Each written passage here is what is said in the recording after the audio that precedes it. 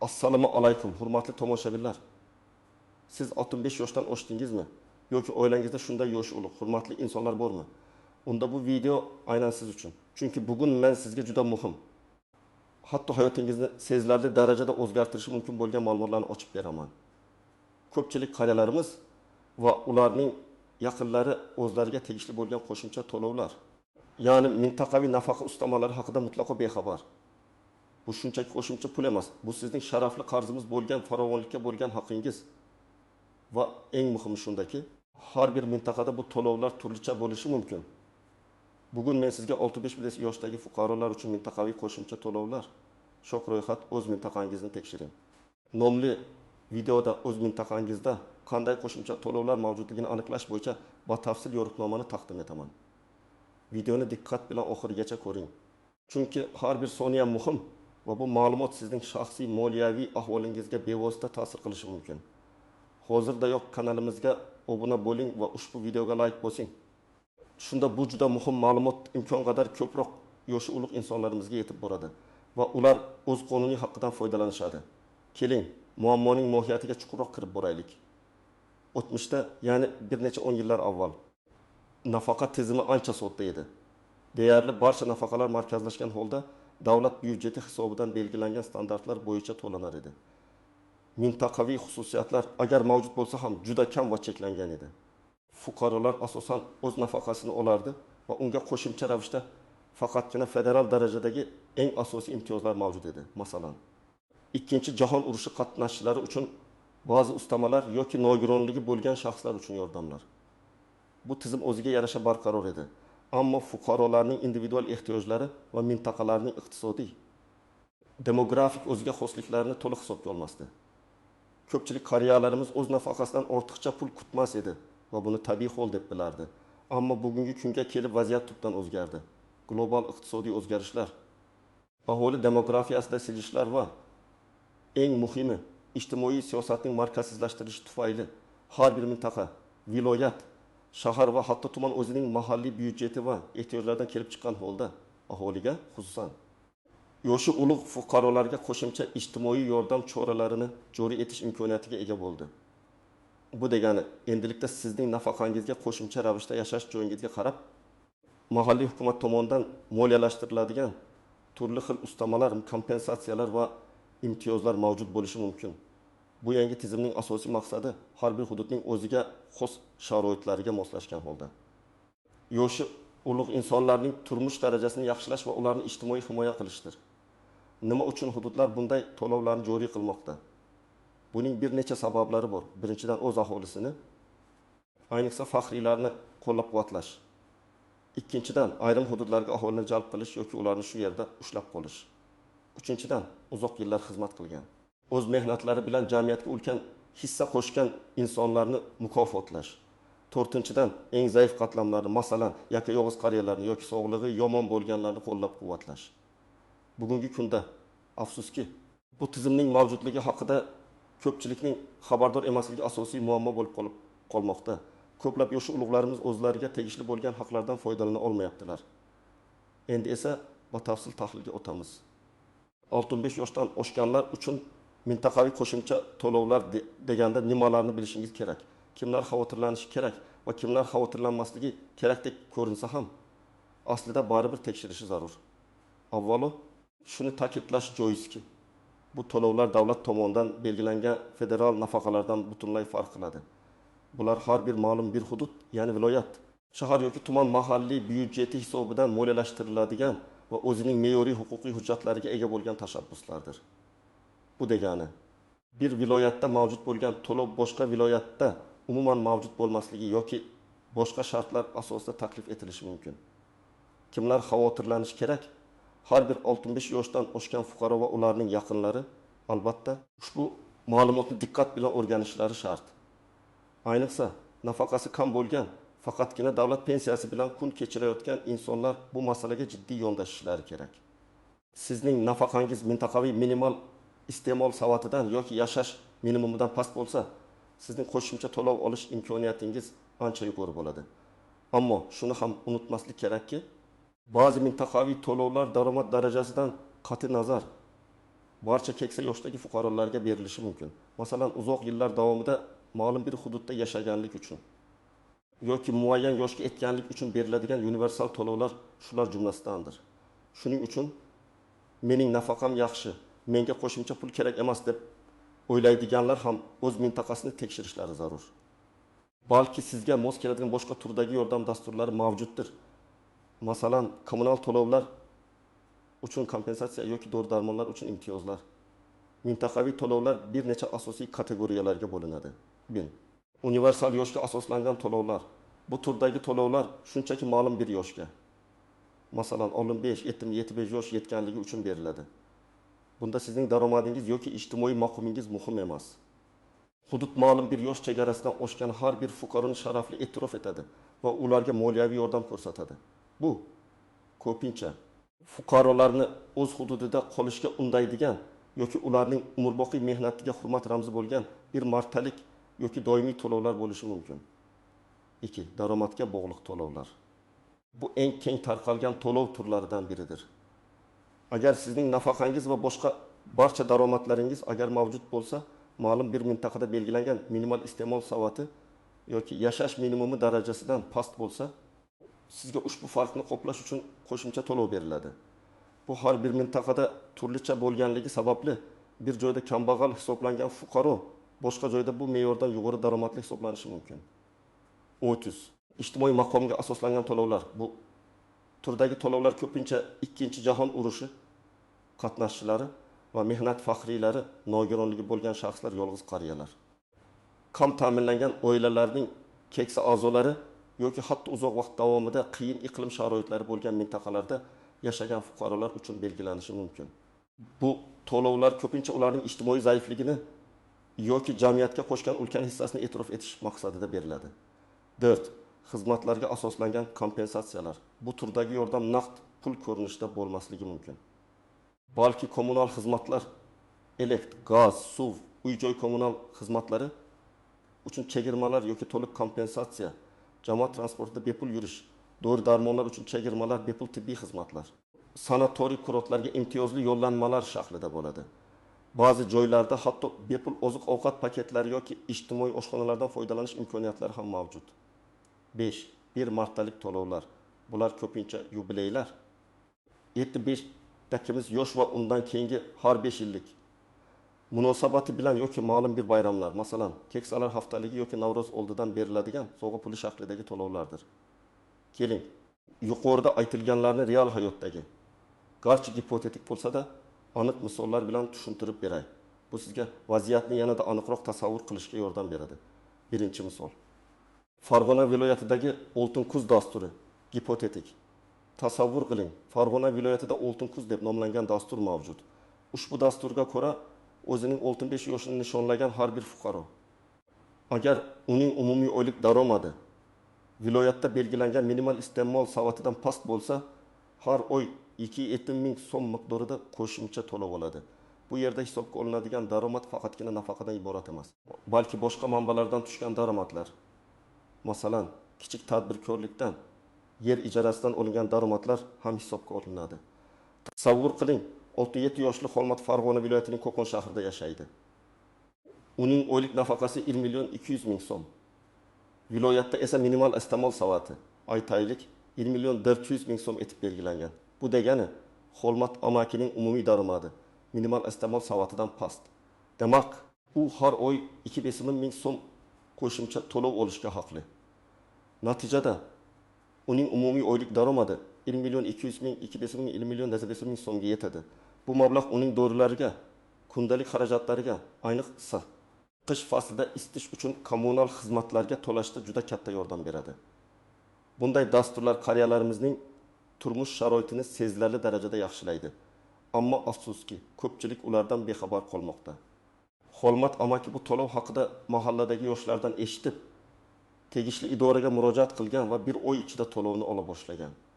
Ikkinchi misol, Toshkent shahridagi poytaxt faxriylari loyihasi gipotetik. Toshkent shahrida o'ziga xos poytaxt faxriylari deb nomlangan loyiha mavjud bo'lishi mumkin. Ushbu loyiha doirasida 70 yoshdan oshgan va Toshkent shahrida kamida 20 yil davomida Doimiy ro'yxatda turib yashagan fuqarolarga kommunal xizmatlar uchun har oy 1000 so'm miqdorida kompensatsiya beriladi. Bu yerda nafaqaxo'rning daromad darajasi mutlaq va muhim emas. Faqatgina yosh va poytaxtda yashash muddati asosiy mezon hisoblanadi. Misol uchun 52 yoshli Mahbuba aya Toshkent shahrida 4 yildan ortiq yashaydi va uning nafaqasi 2 million so'mni tashkil etadi. Uning daromadi o'rtachadan yuqori bo'lgani sababli u boshqa ko'plab ijtimoiy imtiyozlarga loyiq emas deb o'ylashi mumkin edi. Ammo poytaxt faxriylari loyihasi doirasida uning daromadi qanchaligidan qat'i nazar Mahbuba aya har oy 1000 so'm kommunal xizmatlar uchun kompensatsiya olishi mumkin. Bu mablag' uning elektr energiyasi, gaz va suv to'lovlarining bir qismini qoplaydi va uning oila byudjetiga sezilarli yengillik keltiradi. Bu misol shuni ko'rsatadiki, qoidalar mintaqaga qarab tubdan o'zgarishi mumkin va hatto daromadi yuqoriroq bo'lgan keksa fuqarolar ham o'zlariga tegishli bo'lgan imtiyozlarni topishlari mumkin. Mahbuba aya bu haqda farzandlari orqali bilib, onlayn tarzda ariza topshirgan va hujjatlar o'rganilib, ma'qullangandan so'ng keyingi oydan boshlab kompensatsiyani ola boshlagan. 3-misol. Navoiy viloyatidagi Konchilar merosi dasturi gipotetik. Navoiy viloyati konchilik san'ati rivojlangan hudud. Bu yerda Konchilar merosi deb nomlangan maxsus dastur mavjud bo'lsin. Ushbu dasturga ko'ra, konchilik sohasida kamida 30 yil ish stajiga ega bo'lgan va 65 yoshdan oshgan shaxslarga ularning nafaqasidan qat'i nazar bir martalik 1 million so'm miqdorida moddiy yordam ko'rsatiladi. Bu yerda kasb va uzoq yillik ish staji asosiy mezon hisoblanadi. Misol uchun 68 yoshli Anvar aka butun umrini Navoiy kon metallurgiya kombinatida ishlagan va 35 yillik ish stajiga ega. U nafaqaga chiqqaniga ancha bo'lgan va uning oylik nafaqasi 1 million 800 ming so'm. U hech qanday qo'shimcha to'lovga umid qilmagan, chunki o'z nafaqasini yetarli deb bilgan. Ammo Konchilar merosi dasturi unga bir martalik 1 million so'm miqdorida pul yordami beradi. Bu kabi to'lovlar odatda ommaviy axborot vositalarida unchalik keng targ'ib qilinmaydi va ulardan xabardor bo'lish uchun o'zingiz faol bo'lishingiz, mahalliy idoralarga murojaat qilishingiz kerak. Anvar aka ushbu imtiyoz haqida tuman ijtimoiy himoya bo'limiga borib, so'rab bilgan va tegishli hujjatlarni taqdim etib, bir hafta ichida pulni olgan. Bu misol shuni ko'rsatadiki, ba'zi to'lovlar ma'lum bir kasbga yoki xizmatga asoslangan bo'lishi mumkin. Endi esa ushbu mintaqaviy to'lovlarning istisno qoidalari kutilmagan muammolar va noaniq jihatlarga to'xtalib o'tamiz. Bu videoning shok ro'yxat deb atalishining sabablaridan bir ham aynan shu yerda. 1.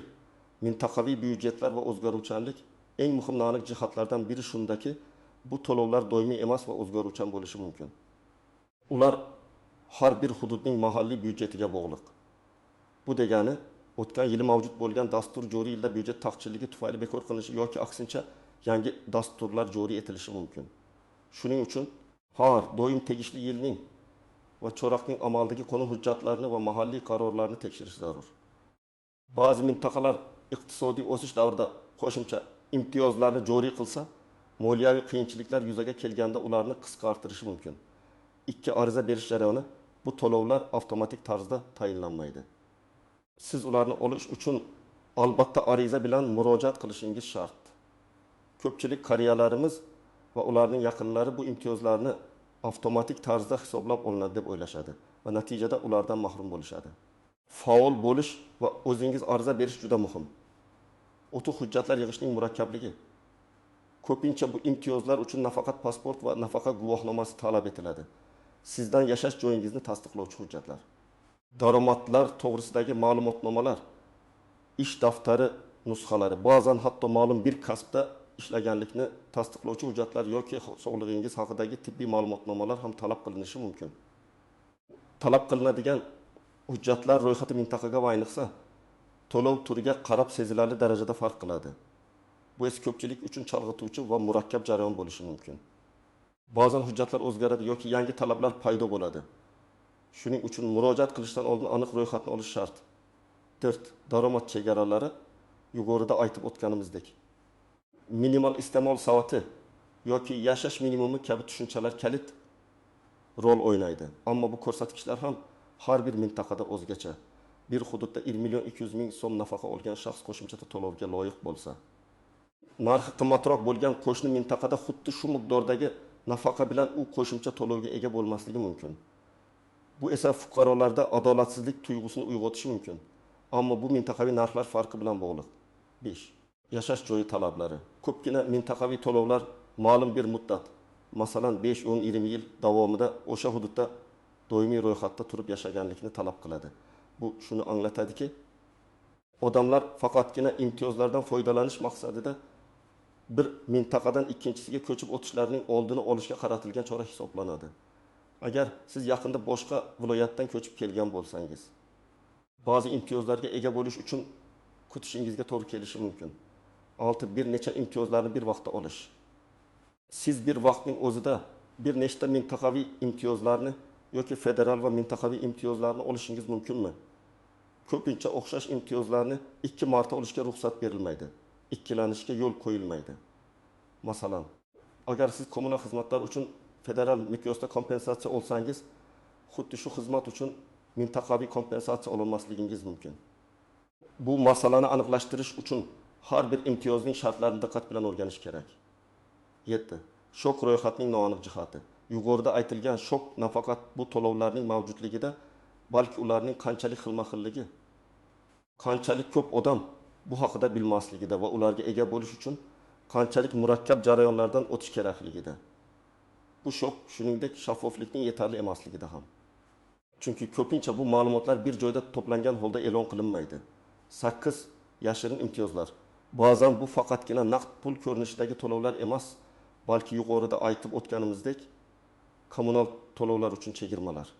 Bepul jamoat transporti, bepul sanatoriy yo'llanmalari, dori-darmonlarga chegirmalar yoki hatto oziq-ovqat paketlari bo'lishi mumkin. Bular ham qo'shimcha to'lovlar tushunchasiga kiradi va hayot sifatini sezilarli darajada yaxshilaydi. Bu kabi naqsiz imtiyozlar haqida ko'pincha hatto xodimlarning o'zlari ham to'liq ma'lumotga ega bo'lmaydilar. Shuning uchun har bir imkoniyatni sinchkovlik bilan o'rganish zarur. To'g'ri byurokratiya va hujjat tuzog'i, ariza berish jarayonida ko'p marta tashrif buyurish, uzun navbatlarda turish va qo'shimcha hujjatlarni talab qilish holatlariga tayyor turishingiz kerak. Sabr, toqat kalit hisoblanadi. Ba'zan bir idora ikkinchisidan ma'lumotnoma talab qilsa, ikkinchisi birinchisidan. Bu esa sizning vaqtingiz va asablaringizni sarflashga olib kelishi mumkin. Biroq bu sizni orqaga qaytarmasligi kerak. Urmin murojaat qilish muddatlari. Ba'zi bir martalik to'lovlar yoki yillik dasturlar uchun ariza berishning aniq muddatlari mavjud bo'lishi mumkin. Bu muddatlarni o'tkazib yuborish to'lovni olmaslikka sabab bo'ladi. Masalan, har yili dekabr oyida yakka-yolg'iz keksalar uchun beriladigan bir martalik yordam pulini olish uchun noyabr oyining oxirigacha ariza berish talab qilinishi mumkin. Bu muddatlarni aniq bilish juda muhim. Endi esa eng muhim qismiga keldik. Amaliy maslahatlar. Bu qo'shimcha to'lovlarni olish uchun siz nima qilishingiz kerak?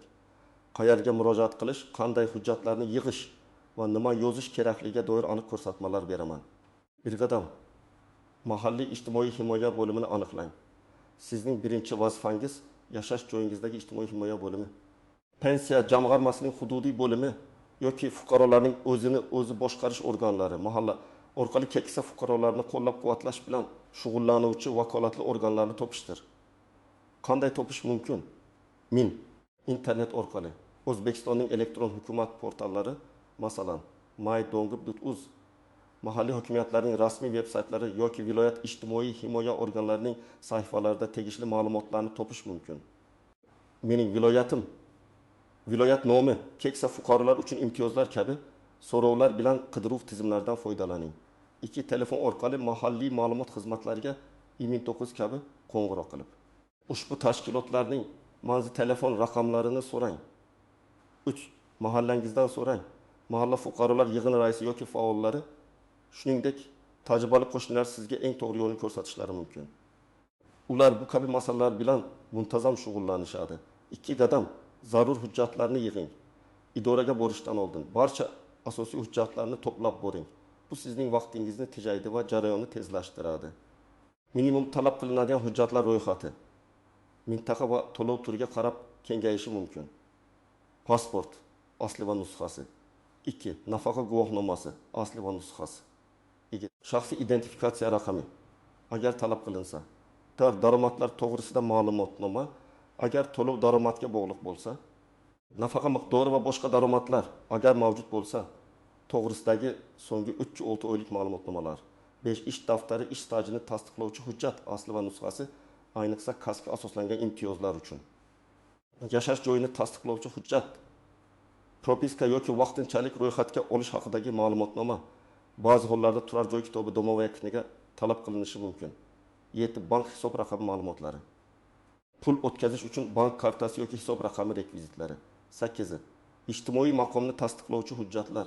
Masalan, nogironlik guvohnomasi, yolg'izlikni tasdiqlovchi ma'lumotnoma agar turmush o'rtog'ingiz vafot etgan bo'lsa. O'lim guvohnomasi, mehnat faxriysi guvohnomasi. 9. Tibbiy ma'lumotnoma. Ba'zi sog'liqqa bog'liq imtiyozlar uchun talab qilinishi mumkin. 3 qadam idoraga murojaat qiling yoki uchrashuvga yoziling. Imkon qadar oldindan telefon orqali yozilishga harakat qiling. Bu navbatda kutishdan saqlaydi. Murojaat qilganingizda maqsadingizni aniq ayting. 65 yoshdan oshganlar uchun mintaqaviy qo'shimcha to'lovlar haqida ma'lumot olish va ularga ariza berish uchun keldim.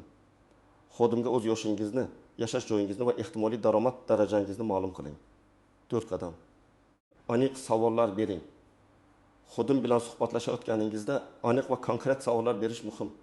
Mening yoshim, masalan 12 yosh va mening daromad darajamda, masalan, nafaqam bey. 2 million so'm mening mintaqamda qanday qo'shimcha to'lovlar mavjud? 2. Ushbu to'lovlar uchun qanday hujjatlar talab qilinadi? Hujjatlar ro'yxatini yozib oling yoki berishlarini so'rang. 4. Ariza berish tartibi qanday? Onlayn ariza berish imkoniyati bormi yoki faqat shaxsan kelish kerakmi? 4. Arizam qancha muddatda ko'rib chiqiladi va natijasi qachon ma'lum bo'ladi? 5. Menga tegishli bo'lgan barcha imtiyozlar naqd pul va naqdsiz, masalan. Kommunal to'lovlar uchun chegirmalar, dori-darmonlar ro'yxatini bera olasizmi? 6. Agar biror sababga ko'ra arizangiz rad etilsa, rad etishning aniq sababini yozma ravishda berishlarini talab qiling. 5 qadam. Taslim bo'lmang. Agar sizga avvalga rad javobi berilsa, sababini so'rang va nima qilish mumkinligini aniqlashtiring. Ehtimol sizga qo'shimcha hujjat kerakdir yoki boshqa turdagi imtiyozga loyiqdirsiz. Agar sizningcha rad javobi asossiz bo'lsa, yuqori turuvchi organga shikoyat qilish yoki huquqiy yordam so'rash imkoniyatini ko'rib chiqing. Barcha hujjatlarning nusxalarini va murojaatlaringizning yozma qoidalarini saqlab boring. Bu kelajakda ehtimoliy muammolarni hal qilishda yordam beradi. 6 qadam. Onlayn resurslardan foydalaning. Ko'plab viloyat va tuman hokimiyatlari, shuningdek ijtimoiy himoya bo'limlari o'z rasmiy veb saytlarida keksa fuqarolar uchun mavjud bo'lgan imtiyozlar haqida ma'lumotlarni joylashtirishadi. E-davlat xizmatlari portalida ham tegishli bo'limlarni qidirib ko'ring. Ba'zi joylarda onlayn ariza berish imkoniyati ham mavjud. Bu sizga uydan chiqmasdan ma'lumot olish va hatto ariza topshirish imkoniyatini beradi. 7 qadam. Boshqalar bilan suhbatlashing. Qo'shnilaringiz, do'stlaringiz, mahalladoshlaringiz bilan gaplashing. Ular allaqachon bu jarayonlardan o'tgan bo'lishi mumkin va sizga qimmatli maslahatlar berishlari mumkin. Mahalliy keksalar kengashlari yoki faollar guruhlari ham sizga yordam bera oladi. Ularning tajribalari sizga yo'l ko'rsatuvchi bo'lishi mumkin. Hurmatli tomoshabinlar, ushbu video orqali sizga 65 yoshdan oshgan fuqarolarimizga tegishli bo'lgan mintaqaviy qo'shimcha to'lovlar haqida keng qamrovli ma'lumot berishga harakat qildim. Esda tuting, bu to'lovlar sizning qonuniy haqqingizdir va ulardan foydalanishdan aslo tortinmang. O'z huquqlaringizni biling va ulardan foydalaning.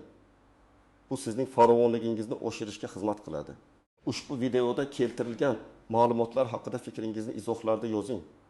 Sizning mintaqangizda shunga o'xshash dasturlar bormi? Ulardan foydalanganmisiz? O'z tajribangiz bilan bo'lishing va boshqalarga yordam bering. Sizning har bir fikringiz biz uchun muhim. Ushbu videoga like bosing va kanalimizga obuna bo'lishni unutmang. Shunda biz yana ko'plab foydali ma'lumotlar bilan bo'lisha olamiz. Keyingi videolarda ko'rishguncha salomat bo'ling.